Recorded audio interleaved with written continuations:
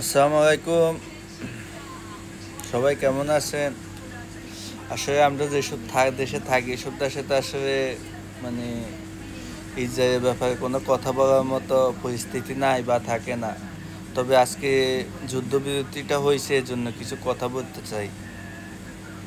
আসলে মুসলিম বিশ্বে খামেনি যেটা দেখাই দিছে, আসলে খামেনিরে সেলুট না দিয়া পাইলাম না।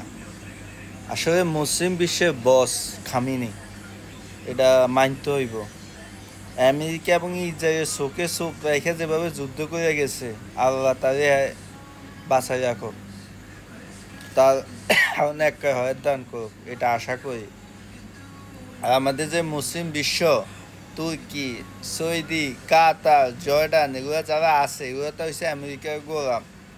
এরা শুধু মুখের মধ্যে শুধু বলতে পারে, মুখে নিন্দা জানা, এটা করে সেটা করে, কাজের বেলায় আসলে কিছুই না। লাস্ট পর্যন্ত ইরানে আমেরিকান ঘাঁটিতে কাতারে হামলা করে দেখাই দিছে, আসলে ভাই জবাব নাই। কিন্তু ইরানের ক্ষতি বলতে একটা, ইরানে বড় ধরনের ক্ষতি হয়েছে, তার যে মাথাগুলো এগুলো সব হারাই দিছে ইসরায়েল। ইসরায়েল একটা একটা বড় বড় বড় বড় একটা করছে আর কি, বড় একটা পাওনা, বড় একটা ইরানের ক্ষতি করছে। ইরানের ক্ষতির মধ্যে এটাই হয়েছে।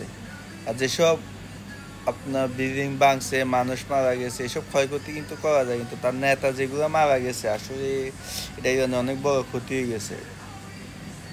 তারপর যুদ্ধের সমীকরণে ইরানে জিতছে, ঠিক আছে। আয়াত খামিনি যা দেখাইলো, থ্যাংক ইউ বস। মুসলিম বিশ্ব থেকে আমি একজন মুসলমান হিসাবে আপনাকে দোয়া করি, আল্লাহ আপনাকে আরো নেক দান করো, আরো শক্তি দান করো। আল্লাহ হাফিজ।